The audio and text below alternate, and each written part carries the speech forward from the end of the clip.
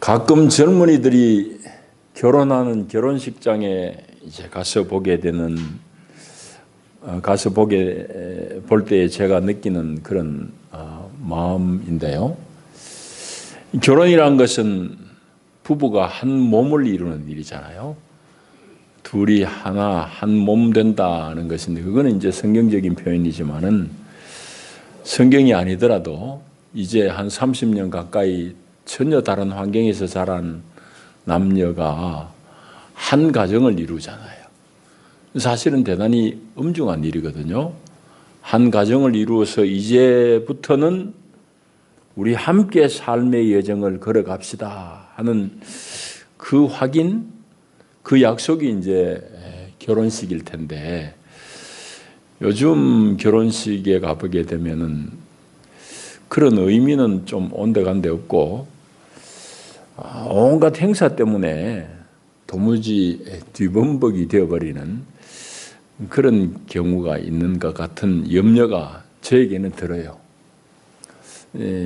듣자 하니까 결혼하기 며칠 전에 벌써 몸살 난답니다. 웨딩 촬영하는데 하루 종일 그냥 찬바람 부는데 들에 나가 얇은 드레스 입고 이 폼 저 폼 다 잡다 보면은 혼례의 날 벌써 며칠 전에 감기 몸살 된다는 얘기도 들었습니다. 뭐 그뿐입니까? 결혼 전후의 가정은 뭐 친구들, 친척들 때문에 온갖 소리 듣고 이렇게 저렇게 휩쓸리다 보면은 정작 두 사람이 하나 되는 앞으로 우리가 삶을 함께 걸어가야 되겠다는 그런 다짐, 그런 의미보다는 막 그냥 그런 행사를 치르는 그게 결혼식이 아닌가 하는 염려가 듭니다. 그런 예식을 볼 때마다 교회에 대한 고민도 깊어지는 거죠. 우리 신앙과 우리의 교회 생활이 본질적인 의미는 놓쳐버리고 자꾸 뭐 일, 뭐 사역, 프로그램 뭐 이런 걸 많이 이제 진행하고 몰두하다 보면은 우리 신앙의 본질적인 내용도 놓쳐버리기 십상일 것입니다. 오늘 본문의 얘기는 정확하게 이제 그런 부분에 대해서 우리에게 말씀해 주는 내용입니다. 오늘 내용은 모세가 40살 될 때에 겪었던 일이에요. 모세는 여러분 아시는 대로 물에서 건짐을 받았다는 그런 뜻으로 바로의 공주가 양어머니가 되어가지고 모세라고 이름 짓지 않습니까? 이제 40년 동안 모세는 왕궁에서 왕자로서 온갖 좋은 그런 영향을 다 섭취하고 세계 제일의 그런 문물을 교육받았을 거라고요. 근데 40 될 때에 어느 날 이제 자기 동족이 노역하는 그런 노역장에 나가보고는 그냥 그만 자기 이성을 상실해버리고 살인을 하게 됩니다. 애굽 감독이겠지요. 자기 동포가 노역하고 있는데 자기 동포를 죽이는 거예요. 물론 모세는 이제 애굽 사람으로 애굽의 왕자로 자라긴 자랐지만 어릴 때 자기 엄마 생모한테 양육받잖아요. 그러니까 그의 피 속에는 히브리 사람의 피가 흐를 뿐만 아니라 의식에도 히브리 사람에 대한 의식이 뚜렷합니다. 그런 정체성은 분명해요.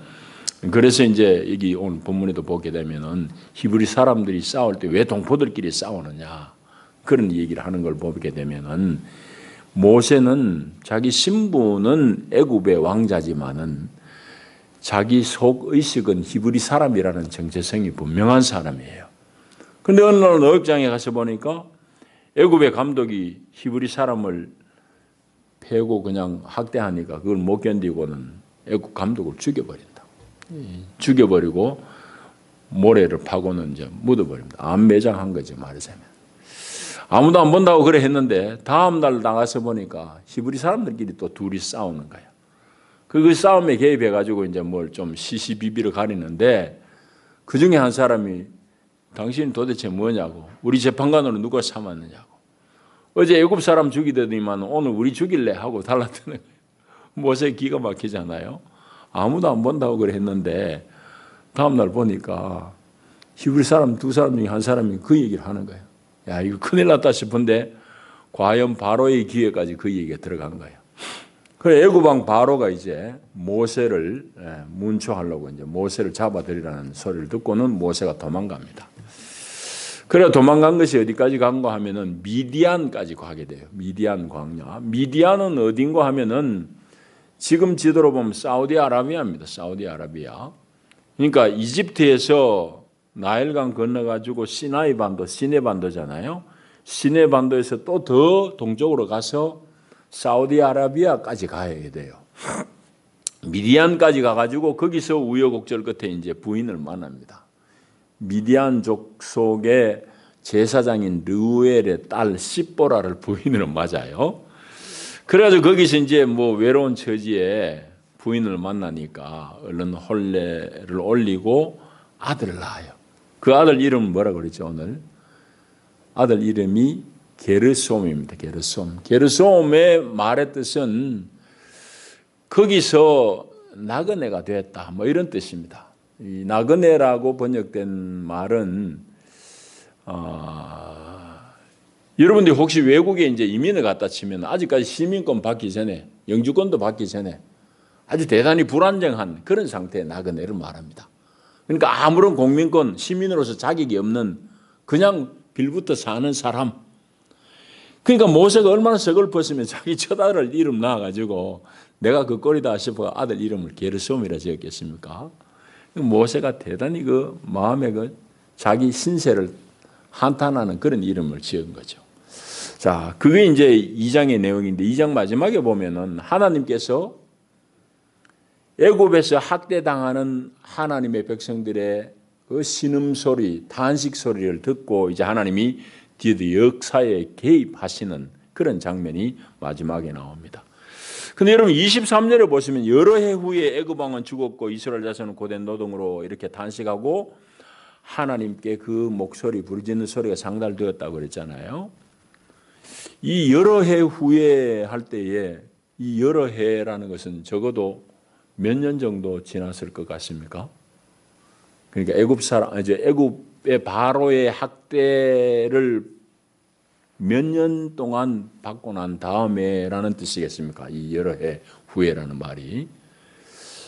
모세가 80세에 부름을 받아요.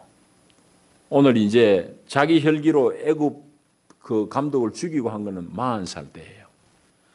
그러면 이 여러 해 후에라는 말은 히브리 사람들이 학대를 받고 난 뒤로부터 치면은 최소 80년 이상, 80년이 지난 다음에 이 말입니다. 왜 그러면 모세가 태어날 때도 히브리 사람들은 학대를 받았지요. 여러분 어렵다고 그럴 때 양식이 좀 적어가지고 배 굽는 어려움은 뭐 견딜 수도 있어요. 양식이 적으면 뭐 갱죽 끓여 먹으면 되니까. 그런데 히브리 사람들이 애굽의 바로 밑에서 겪었던 어려움은 어떤 어려움인지 1장에 나오잖아요. 남자 낳으면 죽여야 돼요. 나중에 그것도 안 되니까 낳은 자식이 남자면은 나일강에 다 버리도록 왕이 엄명을 내렸어요. 배 곪는 그런 어려움은 좀 견뎌보겠는데 10달 동안 배 아파가지고 낳은 자식을 강물에 떠내려 버리는 그 부모의 마음 여러분들 이해됩니까? 얼마나 그 피눈물 흘리겠어요? 얼마나 어렵겠습니까? 하나님 빨리 개입하셔야죠. 하나님 빨리 이 백성들을 구출하셔야 될 텐데 하나님은 여러 해 후에까지 기다리는 거예요. 23절까지. 이 23절 여러 해 후에는 그러니까 모세 80 될 때에 하나님이 그 역사에 고난받는 이스라엘 역사에 개입하시거든. 모세를 들어가지고. 그러니까 적어도 80년이 지난 다음이라고. 하나님은 도대체 눈이 멀었어요. 귀가 막혔어요. 이 백성들, 당신의 백성들이 울부짖는 그 소리, 양식이 없어서가 아니라 자기 배 아파 난 자식을 버려야 되는 이 아픔을 80년 이상 하나님이 참아내는 거예요. 여러분 그걸 읽어내야지 이 본문이 읽힙니다. 자, 오늘 1장, 2장을 연결하는 주제를 우리가 먼저 파악을 해야 되는데 1장은 애굽에서 히브리 사람들이 겪는 어려움, 그들의 압제를 쓰고 있어요. 방금 말씀드린 대로 히브리 사람들이 자기들이 낳은 자식 중에서 남자아이면 다 버려야 되는 그런 정도의 아주 심각한 박해를 받고 있습니다. 그게 이제 1장의 내용이고 2장에 들어서면 모세가 등장하고 모세가 출생한 이 얘기로부터 시작하는데 이 얘기를 모세의 관점에서 우리가 보면 안 돼요. 하나님이 지금 이스라엘 백성들 히브리 사람들을 구출하시려고 하는 그 하나님의 구원 역사가 기록된 것이 출애굽기라고. 그러니까 2장은 하나님께서 당신의 구원 역사를 베푸시는데 하나님 하늘에서 구원받으라 하고 던지는 게 아니란 말이지. 사람을 준비시키고 사람을 쓰시는데 하나님께서 구원을 이루기 위해서 히브리 사람들을 구원하기 위해서 해방시키기 위해서 하나님이 참아야 되는 기간과 하나님이 사람을 훈련시키는 그 내용이 2장, 3장 이어지는 겁니다. 특별히 2장의 그 내용이에요. 그러니까 1장, 2장은 그런 관점에서 봐야 돼요. 하나님이 그 백성을 해방시켜 낼 사람을 어떻게 준비하는가? 그게 2장이라고 해요. 여러분, 그런데 오늘 읽은 대로 모세가 나이 40 돼가지고 드디어 역사의 무대에 등장하잖아요. 그때의 모세가 갖춘 여러 가지 인격적인 내용 아니면 학문적인 내용이 뭔지 여러분 상상을 해보십시오. 모세는 바로의 공주의 아들로 크잖아요. 왕자로 장성한다고. 그러니까 세계 최고의 문물을 접한 사람이고 제일 호사스러운 그런 양육을 받은 사람이 모세예요. 그럼 모세가 왕이 될 사람이라고요? 그런데 그 모세 속에는 자기가 히브리족 속이라는 히브리 사람이라는 그런 민족의식이 자리 잡고 있습니다.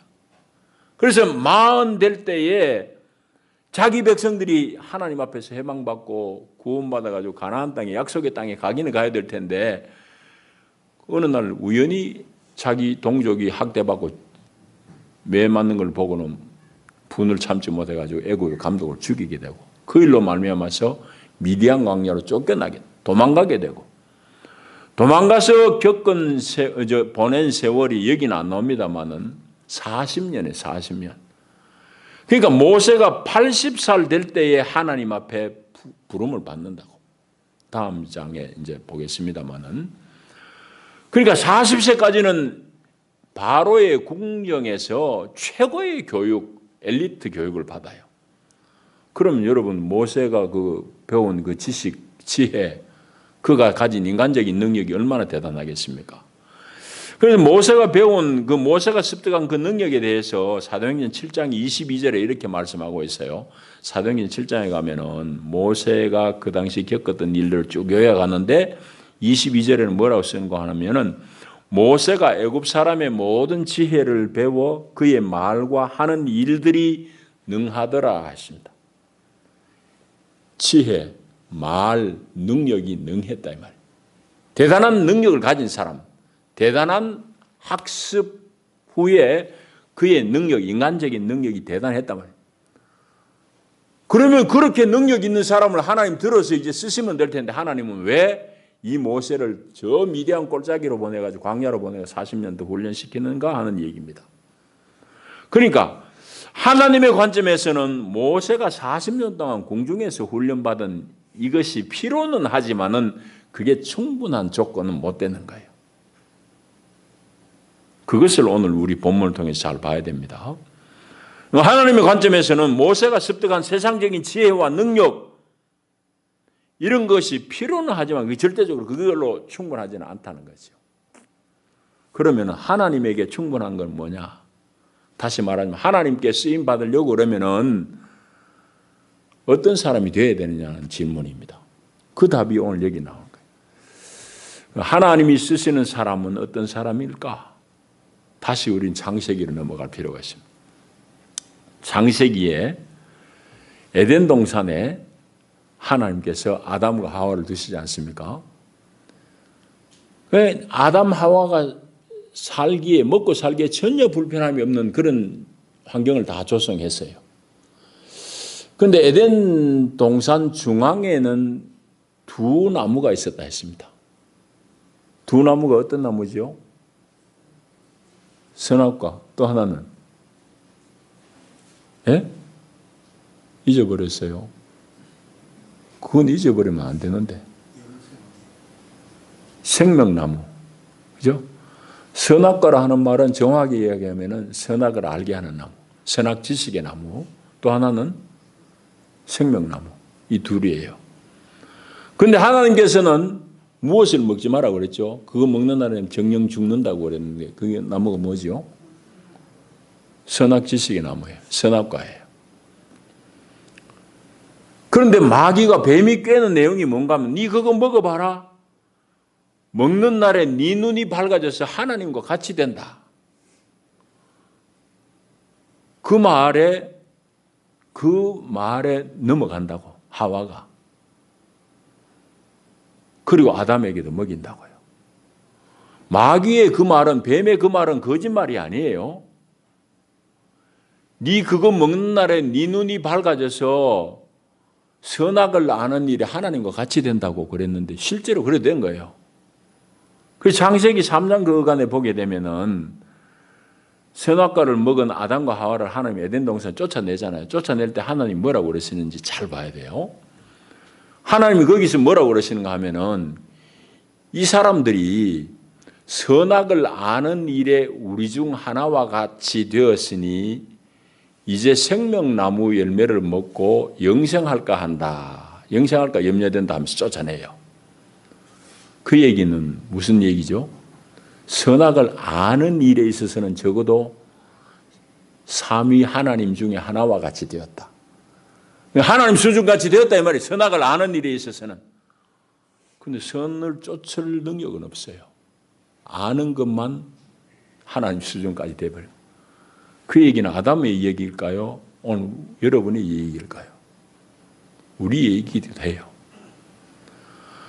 그래서 오늘도 늘 남을 보면 선악간에 우리가 자꾸 판단하고 싶어요. 저 인간은 저래서 틀렸다. 왜 나만큼 안 되지? 네, 우리는 그런 생각을 해요. 그건 사람 잡는 겁니다. 사람 죽이는 거예요. 자기도 죽고. 그래서 선악 지식의 나무를 먹은 아담과 하와가 죽는 것은 오늘 우리도 그거 먹고 죽는 거예요, 사실은. 그런데 그 선악을 아는 일에 우리 중 하나와 같이 되었지만 선을 행할 능력은 없는 그 인생이 생명나무 열매까지 따먹고 영생할까 염려가 돼요. 하나님 생명나무 열매를 먹지 말고 쫓아내라 이 말이에요. 그러니까 뱀이 미혹한 그 말은 사실 가지고 미혹한 거예요. 자, 다시 이야기하자면은 에덴 동산에 두 나무가 있는데 선악 지식의 나무 또 하나는 생명나무. 선악 지식의 나무가 얘기하는 건 의미는 뭔가 하면은 하나님 없이도 스스로 독립적으로 선악간에 판단하면서 살려고 하는 그 욕구를 만족시키는 나무예요. 생명나무는 그럼 뭘까요? 주님을 생명으로 취하고 주님을 의존하는 삶. 그 삶을 가져다 주는 게 생명나무예요. 그게 영생이라고 사실은 영생의 내용이. 그런데 그 생명나무는 에덴 동산에만 있은 게 아니에요. 사실은 생명나무에서 쫓겨나갔지요. 에덴 동산에 못 들어가게 되는데 그 생명나무가 우리에게 다시 다가온 사건이 있어요. 그게 바로 예수 그리스도예요. 그 주 예수께서는 내가 곧 길이요 진리요 생명이니 할 때 그 생명이란 것은 예수님 먹으면 산다는 얘기예요. 그 나를 먹는 그 사람 나로 인하여 살리라고 그랬잖아. 그래서 에덴 동산에서 막혔던 그 생명나무의 접근이 예수로 말미암아 우리에게 주어졌다. 그 예수를 먹는 사람, 그 사람은 영생해요. 오늘도. 수미 100년, 1000년 산다고 영생이 아니라 영생의 의미는 하나님의 생명을 사는 걸 말해요. 그것도 요한복음에 나옵니다. 하나님과 그가 보내신 아들을 아는 게 영생이다. 안다는 것은 더불어 사는 걸 말해요. 대통령 이름이 문재인 이게 아는 게 아니에요.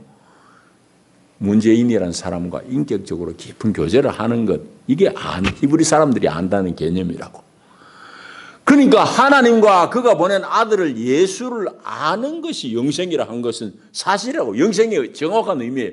우리 영생이라는 건 자꾸 한자로 생각하니까 오래 살고 천년 만년 살고 그게 영생으로 생각하지만 영생이란 것은 하나님과 같이 사는 게 영생이에요. 그게 성경적인 영생이라.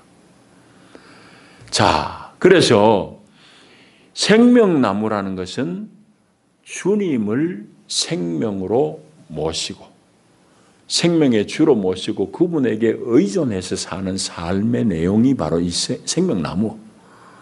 그거는 이제 지금은 우리에게 이렇게 희미하게 다가오지만은 새하늘과 새 땅 가운데 새 예루살렘 성에는 생명강이 흐르고 그 다음에 그 가에 생명나무 열매가 있잖아요. 그러니까 생명나무는 에덴 동산에서부터 요한계시록까지 이어지는 거예요. 그래서 에덴 동산에 두 나무가 있었는데 지식나무, 선악지식의 나무는 하나님과 떨어진 하나님과 별개로 내 스스로 판단하고 내가 독립적으로 살겠다는 그 삶을 얘기하고 생명나무는 하나님을 의지하는 하나님을 생명으로 삼는 그 의존적인 삶을 의미하는 겁니다. 그런데 하나님이 쓰시는 사람은 누구냐? 하나님을 생명으로 삼는 사람이지. 그 에덴 동산에 아담과 하와에게 요구하셨던 의도하셨던 바는 처음부터 그거예요. 그래서 예수님도 그러잖아요. 요한복음 15장에 보시면은 내 안에 거해라. 나도 너희 안에 거하리라. 가지가 포도나무에 붙어 있지 않으면 열매 못 맺는 것 같이 너희들은 가지고 내가 포도나무다. 나에게 붙어 있어야지 열매를 맺는다. 열매 못 맺는 가지는 다 버려서 불쏘시개로 밖에 못 쓴다. 주님 요한복음 15장 이런 말씀하셨어요. 그 얘기도 뭔가 하면은 예수님이 포도나무고 우리가 가지니까 포도나무인 그분에게 의존해서 그분에게 붙어야지 산다 이 말입니다. 그래야 열매 맺는다 이 말이에요.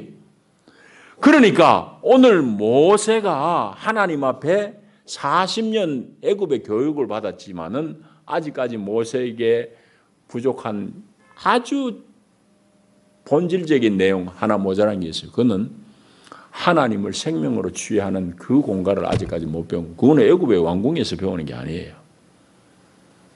세상 학교에서 배우는 게 아니란 말이에요. 그래서 왕궁의 학문이 필요는 하지만은 그게 충분하지 않았던 이유가 바로 거기에 있습니다. 그래서 모세를 미디안 광야로 내쫓아가지고 하나님 내쫓으면 모세로 봐서는 피난 간 거지. 피신 간 거지.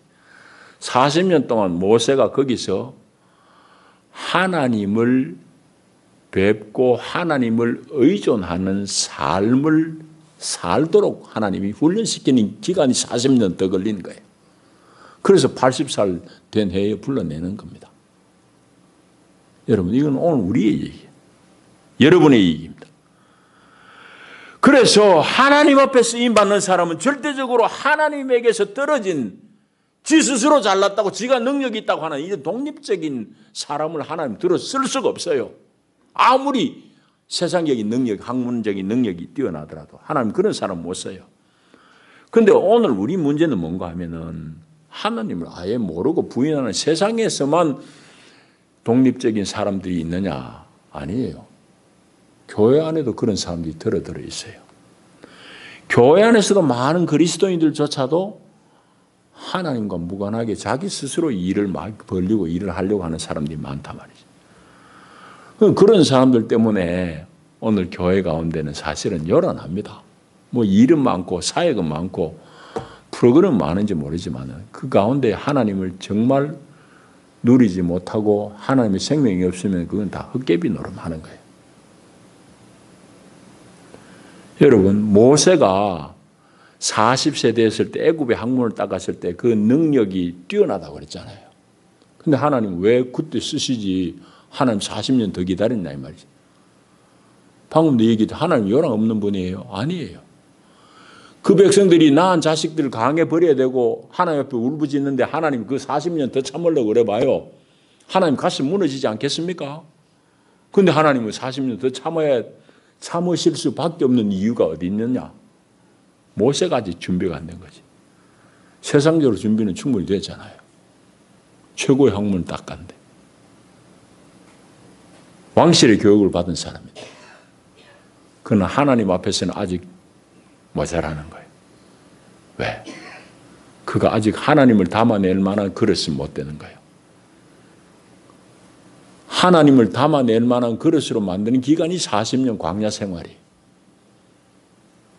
하나님 어떻게 담아낼까요? 그 이제 3장부터 나와요. 자신이 무너져야 돼요. 자기 신뢰하는 것이 없어져야 돼요. 그 모세가 아들 낳고 이름을 뭐라고 그랬죠? 게르솜. 무너지기 시작하는 표가 거기 나오는 거예요. 내가 타국에서 쭈그렁망태이 다 됐습니다. 이 말이에요. 나그네 됐습니다. 객이 되었습니다. 아무데도 의지할 데 없는 사람 되었습니다. 이 말이에요. 그 자기 신세를 아들 이름에다가 덧붙여 이름을 지은 거지. 모세가 자기의 부족함, 자기의 아무것도 아님을 비로소 인식하기 시작했다는 얘기예요. 그 1년 만에 되는 거 아니에요? 모세에게는 40년 걸렸어요. 그 40년 연단을 거친 다음에 하나님 쓰십니다. 여러분 방금 얘기했듯이 하나님은 이 40년 또 모세가 나서부터 80년 기다리는 하나님의 마음은 억장이 무너져요. 당신의 택한 백성들은 저렇게 죽어가고 무슨 아들 나기만 나면 강에 버려야 되는 그런 판인데 하나님이 그 80년을 40년 더 어떻게 기다리냐 이 말이죠. 기다릴 수밖에 없는 거예요. 모세가 아직 준비 안 됐으니까. 여러분, 하나님이 원하셔도 하나님이 빨리 일하시고 싶어도 모세가 준비 안 되니까 안 되는 거예요. 백성들은 아우성 치지만 하나님은 더 기다릴 수밖에 없는 상황이에요. 여러분, 그래서 모세가 나중에 준비되었을 때 모세는 스스로 자기가 내가 백성의 영도자야, 나를 따르라, 그런 사람이 아닙니다. 모세는 철저하게 처음부터 끝까지 딱 한 번의 실수가 있었습니다만은 모세는 어떤 사람이냐? 하나님을 의존하는, 하나님을 안에 담고 산 사람으로 그냥 살았을 뿐이에요. 그걸 여러분도 확인해야 되는데 제일 분명한 증거가 이겁니다. 모세가 백성들을 지도할 때에 백성들이 모세에게 삑 하면은 대들고 거역했어요. 그런 일 많이 있죠. 여러분 성경을 자세히 보십시오. 백성들이 모세를 향해서 한가하고 대들고 거역할 때마다 모세가 한 일은 이놈 새끼들 죽어볼래? 그런 게 아니에요. 모세가 한 일은 뭡니까? 성소에 하나님 앞에 가서 엎드리는 거예요. 그 얘기 무슨 얘기예요? 하나님 당신이 일한다고 나를 쓰는데 저 백성들이 저 모양인데 하나님 알아서 하세요. 그 얘기잖아. 모세는 자기가 자기 스스로 자기 능력으로 백성들을 지도한다는 그런 개념조차 없었던 사람이라고. 그러니까 일이 있을 때마다 하나님 앞에 가서 납작 엎드린 거지. 하나님 알아서 해주세요. 나는 뭐 하겠습니다. 이 말이잖아. 모세는 평생을 그렇게 40년을 그렇게 사역했던 사람이에요. 단 한 번의 결정적인 실수, 그게 결국은 모세가 자기 스스로 자기를 드러낸 사건이에요. 백성들이 하도 헤매기고 그러니까 열불이 나가지고 순간적으로 그냥 막 반석을 치면서 내가 반석을 명하여 물을 내랴. 물 나오긴 나왔어요. 그런데 모세가 결정적으로 그 일 때문에 하나님 앞에 내침을 당한다고. 너는 그만 저 땅에 들어가지 말아라 하고 모압 동편에 죽잖아요. 그 결정적인 사건이 가지는 의미가 뭔가 하면 모세는 하나님을 담는 도구로 살았는데 그 한 사건에 있어서 가지고 하나님과 관계없이 지 마음대로 고함 질른 거예요. 그걸 하나님은 그렇게 서운해 하시는 거예요. 왜? 처음부터 모세를 그렇게 안 쓰셨거든. 여러분, 그래서 하나님은 이 백성들이 탄식하고 탄원하는 그 소리를 들으면서도 80년 이상 참을 인내하실 수밖에 없는 이유가 바로 하나님의 사람이 준비 안 됐기 때문입니다. 그래서 최소 80년 이상 하나님은 기다리셨어야 돼요. 여러분, 예수 그리스도의 다시 오심도 마찬가지입니다. 여러분 계시록에 보면은 요한에게 내가 곧 다시 오리라고 그랬잖아요. 사도 요한에게? 그럼 제자들에게도 여러 번 말씀하신 바이고, 예수님 다시 오시겠다 그런 분이 2000년 돼도 아직까지 안 오십니다. 제가 그걸 잘 모를 때는 이 성경을 잘못 써놨나 아니면 하나님이 예수님이 헛말했나 이런 생각이 들어요. 내가 고도리라 하신 분이 2000년 안 왔으면 그거는 거짓말이든지 잘못 썼든지 둘 중에 하나잖아요. 근데 성경을 깊이 알고 보니까 어느 때부터 이거는 내 문제고 우리 교회의 문제구나. 그 생각이 분명해져요. 예수님이 다시 오시는데 못 오시는 거예요, 지금은. 곧 오시겠다고 그랬는데. 교회가 준비 안 된 거예요. 교회가 어떻게 준비되어야 됩니까? 예수의 신부로 준비되어야 되죠. 그 계시록에 보면은 공중에서 어린 양의 혼인잔치가 벌어지는데 신부인 교회들이 전부 이 초등학교 5학년 수준밖에 안 되네. 이 5학년 데리고 예수님이 어떻게 신랑으로 와서 살겠어요? 신랑 각시가 여러분 한 소리를 내야 되잖아요. 그걸 계시록에도 보면은 성령과 신부가 가라사대 그래요. 성령과 신부인 교회가 한 소리를 내는 거예요. 그 계시록 마지막 장면이에요. 오늘 교회가 전혀 예수님의 마음에 다 있지 않아요. 예수님의 갈망이 교회의 갈망이 아니에요. 교회는 어떻게 하면 내가 잘 먹고 잘 살고 그 생각하고 있는데 예수님이 신랑으로 왔다. 섹시들아 오너라. 전부 집 배불리 먹을 초등학교 5학년 수준만 있는데 그 예수님 오시겠어요? 예수님 못 오시는 거지. 예수님이 곧 다시 오시려 하는데 안 오시는 이유, 못 오시는 이유는 교회에 있지 예수님한테 있는 게 아니라고. 제가 어느 날 그게 깨우쳐지더라고요. 오늘 여기도 마찬가지예요.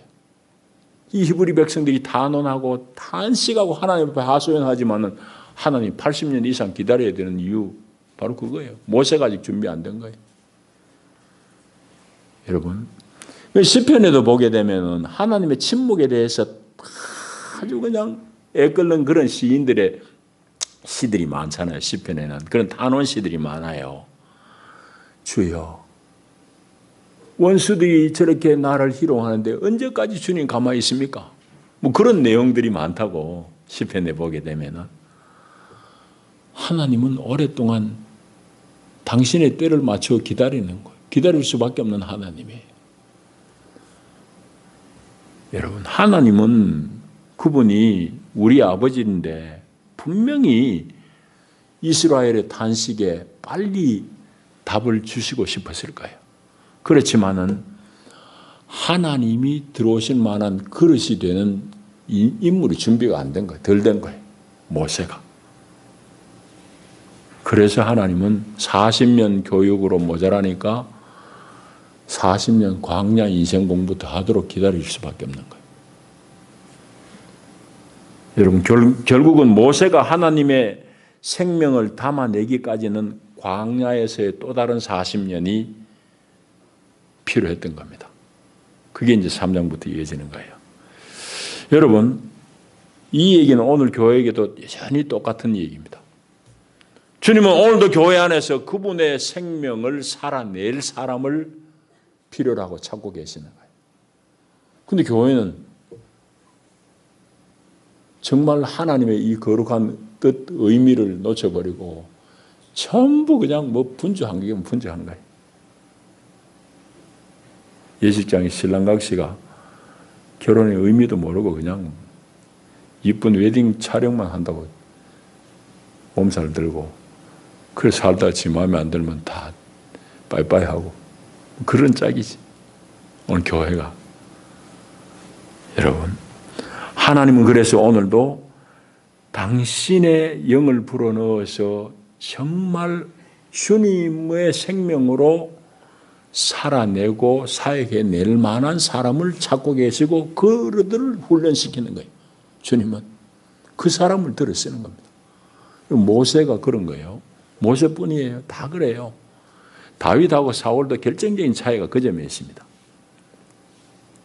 사도 바울 보십시오. 내가 주 안에서 날마다 죽노라고 그러잖아요. 자기 부인이에요. 자기 부인이고 주님으로 사는 삶이죠. 사역이죠. 그게 하나님의 일입니다. 오늘 교회 안에 마찬가지. 교회 안에서도 때로는 내가 뭐 있고 가지고 배우고 대단하고 사회적으로 지위가 있고 그래가지고 교회 안에서 뭐 일은 많이 벌릴 수 있지만은 벌리는 건 벌려요. 근데 그 열매가 없어요. 자기도 어려움 당하고 남도 어렵게 만들고 자빠지게 만들고. 그 왜 그러냐? 다 자기의 천연적인 생명으로 자기 육의 생명으로 하기 때문에. 여러분 그 부분에 대해서는 예수님이 아주 엄중하게 경고하신 적이 있습니다. 마태복음 보시면은 예수님께서 그날에 심판날에 이 말입니다. 많은 사람이 주여 주여 내가 주님의 이름으로 귀신을 쫓아냈습니다. 주님의 이름으로 능력을 행했습니다. 하지만은 내가 밝히 말하노니 내가 너희들 도무지 알지 못하노라 하는 때가 온다. 주여 주여 하는 자가 구원 얻는 것이 아니라 주의 뜻대로 행하는 자가 구원 얻을 것이라 하는 말씀이 바로 그 말씀이에요. 주님의 이름 팔아가지고 대단한 능력을 행할 수도 있고 내가 가진 돈 가지고 주님의 이름 팔아가지고 뭐 일을 많이 할 수도 있고 뭐 사역도 많이 할 수 있고 할 수 있어요. 그런데 그것이 과연 주님의 생명, 주님의 뜻 가운데서 행했느냐는 건 별개의 문제. 오늘 이제 이 2장의 내용은 바로 그것을 우리에게 분명하게 말씀하는 거예요. 그 내가 다 됐다고 되는 게 아니에요. 하나님이 견주신 하나님이 판단하시는 때가 있어요. 그때에 아직까지 모세가 미달한 거니까 광야의 훈련 40년 더 보내는 겁니다. 여러분 인생은 어떤가요? 세상적으로 쓰임받는 것은 다 여러분들이 습득한 그런 기술 능력으로 다 써요. 하나님 앞에 쓰임받는 건 절대적으로 여러분들이 하나님의 생명을 담아내는 하나님의 그릇이 될 때에 하나님이 여러분들을 들 쓰신 겁니다. 그것이 바로 신령한 열매가 맺는 거예요. 그 가지가 포도나무에 붙을 때에 비로소 거기에 생명의 열매가 맺히는 겁니다.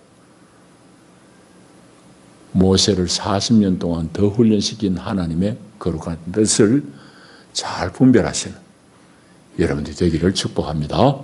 기도합니다. 하나님, 모세를 부르시고 모세를 준비시키시는 하나님의 거룩하신 경륜을 우리가 봅니다. 오늘 우리를 부르시고 하나님의 일꾼으로 삼기를 원하시는 하나님. 그러나 우리가 참으로 주 예수를 우리의 생명으로 받아들이고 주 예수를 살아내는 것, 이것이 우리의 준비입니다. 주님 앞에 잘 준비되어서 주님 쓰실 만한 귀한 그릇들이 되게 하시고, 특별히 우리 청년들이 하나님 말씀으로 잘 훈련받아서 주님의 거룩한 뜻과 주님의 일을 세상 가운데 이루어내는 귀한 젊은이들로 세워주시옵소서. 예수님 이름으로 기도하옵나이다. 아멘.